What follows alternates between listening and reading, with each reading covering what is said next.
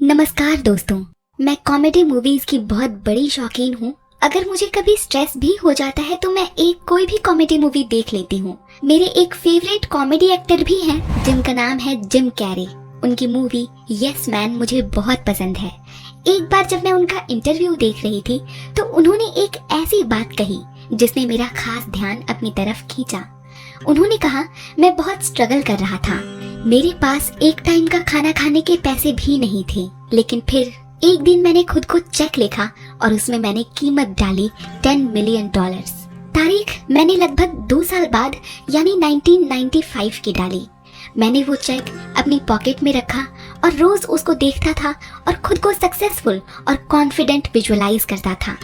सोचने वाली बात तो ये है दोस्तों, जिस इंसान के पास खाने तक के पैसे नहीं थे वो कैसे खुद को इतनी बड़ी कीमत का चेक लिखने की हिम्मत रख सकता था।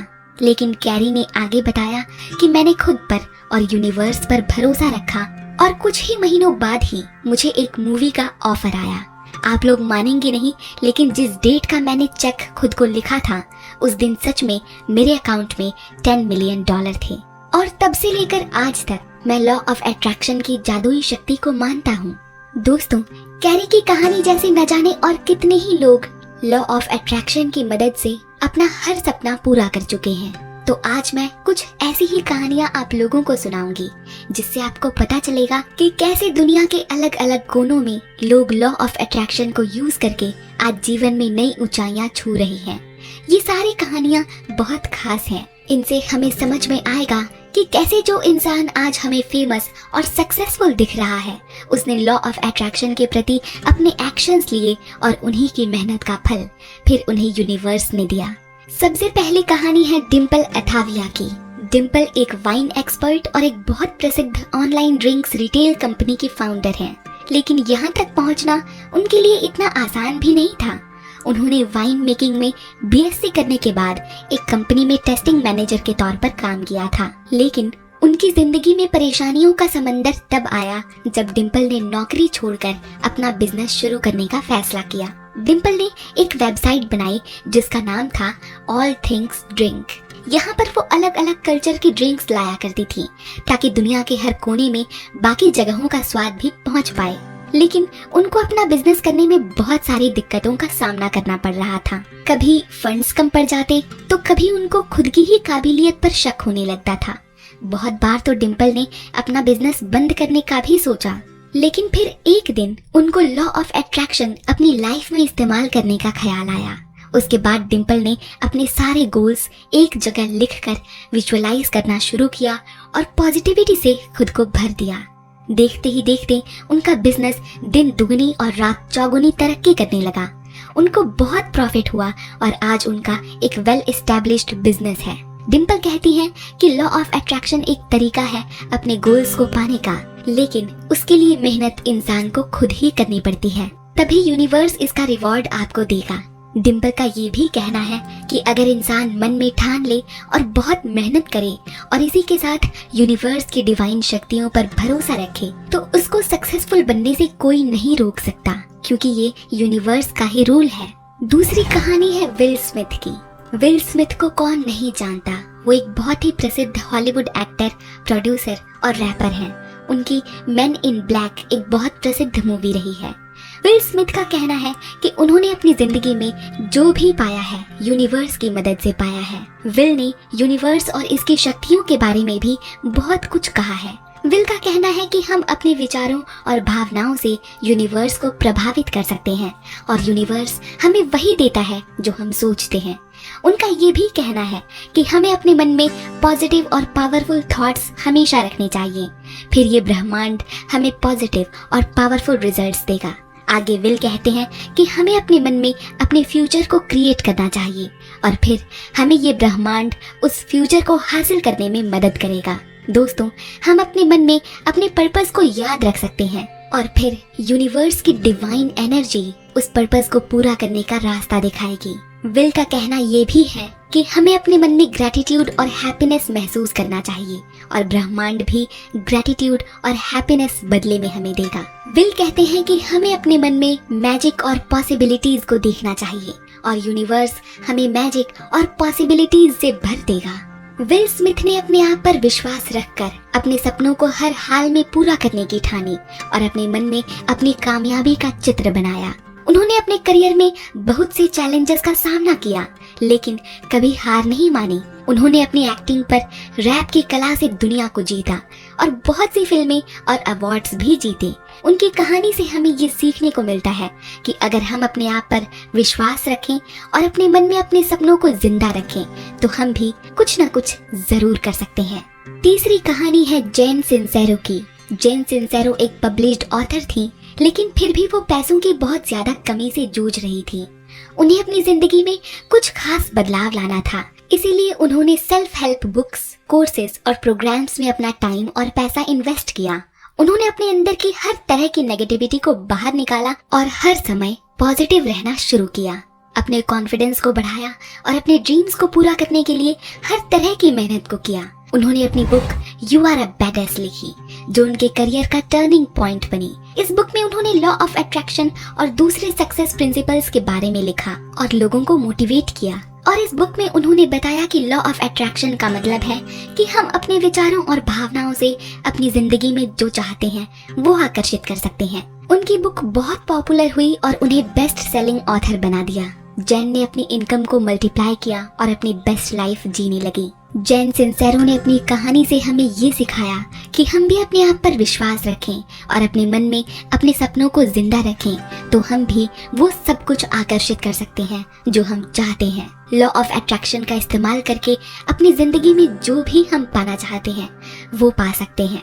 बस हमें अपने आप को एम्पावर करना है और अपने आप को बैडएस महसूस करना है। चौथी कहानी है लूजी हे की। लूजी एक बहुत प्रसिद्ध ऑथर और मोटिवेशनल स्पीकर हैं। उनकी आधी से ज्यादा बुक्स बेस्ट सेलिंग बुक्स हैं, लेकिन क्या उनको सब आसानी से मिल गया? नहीं दोस्तों, उनका जीवन शुरू में बहुत कठिन रहा। लूजी हे एक गरीब और अब्यूजिव परिवार में पैदा हुई। उन्होंने अपने बचपन में बहुत से दुख और तकलीफें सही।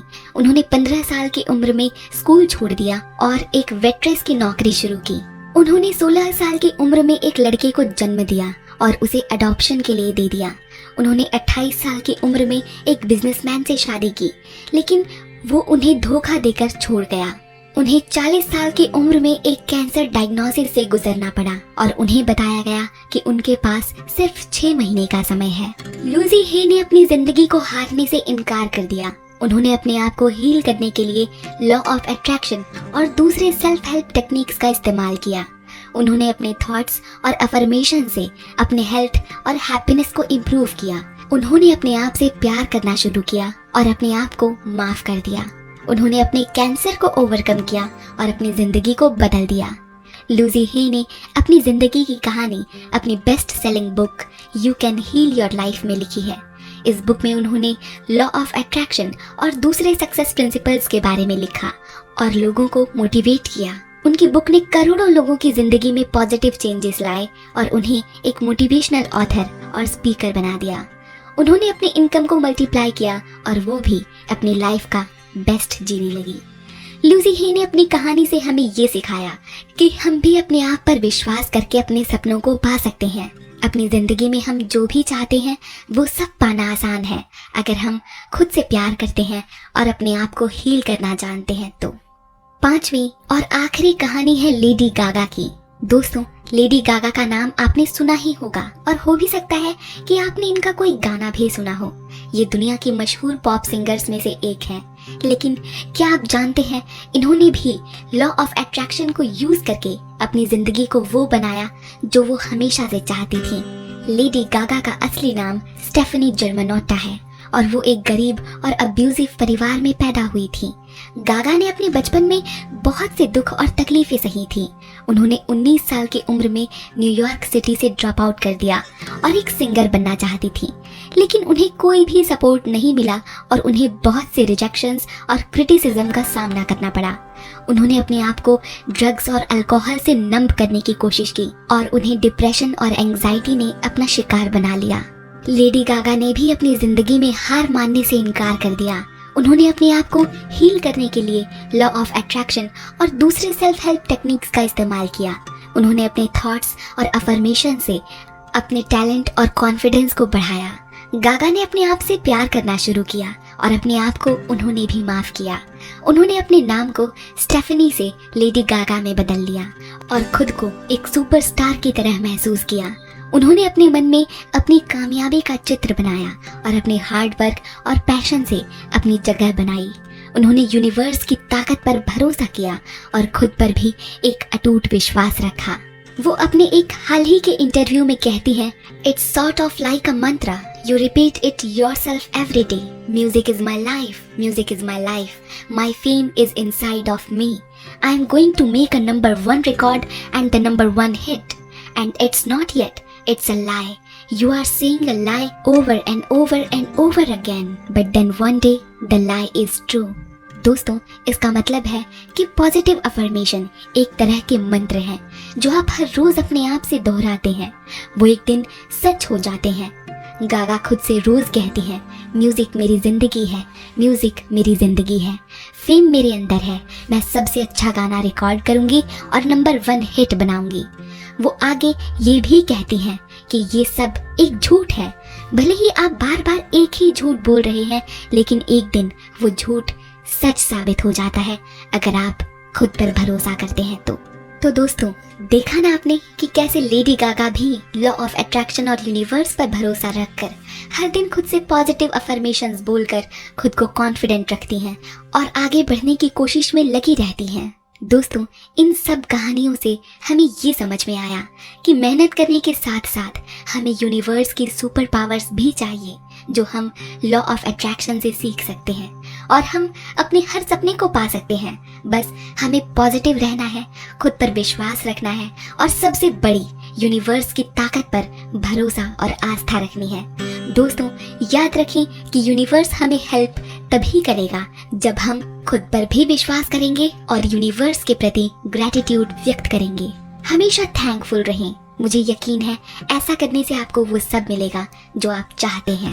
आशा करती हूँ दोस्तों कि आपको आज की वीडियो भी पसंद आई होगी और ये उम्मीद भी करती हूँ कि आपको इन कहानियों से बहुत कुछ सीखने को मिला होगा। अगर हाँ, तो वीडियो को लाइक और चैनल को सब्सक्राइब जरूर करें। अपनी राय हम तक आप कमेंट बॉक्स के माध्यम से पहुंचा सकते हैं और कोलैबोरेशन या प्रमोशन के लिए आप हमसे ईमेल या इंस्टाग्राम पर संपर्क कर सकते हैं। इसी के साथ दोस्तों, अब मैं आपसे विदा लेती हूँ। वीडियो को अंत तक देखने के लिए आप सभी का दिल से ढेर सारा धन्यवाद। नमस्कार।